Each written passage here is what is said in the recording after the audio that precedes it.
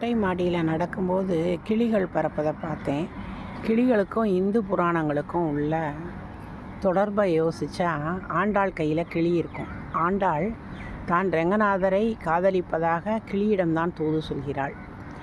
அதனால் நான் திருமணம் முடிந்தவுடன் நன்றியின் அடையாளமாக கிளியை தன்னுடைய இடது தோளில் ஏந்திக்கிறாள். இன்றைக்கும் ஸ்ரீவில்லிபுத்தூரில் அன்றாடம் நந்தியாவட்டை இலை, காக்கா பொண்ணு, மாதுளம் பூ மொட்டு இதை வச்சு கிளி செய்வாங்க.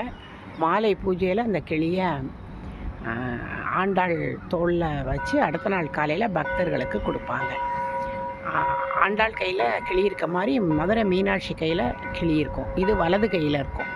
கிளியினுடைய தன்மை சொன்னதை சொல்லுமாம் கிளிப்பிள்ளை. அதனால் பக்தர்கள் சொல்கிற கோரிக்கையை மீனாட்சி காதில் அது சொல்லிக்கிட்டே இருக்குமா, ஞாபகப்படுத்திக்கிட்டே இருக்குமா.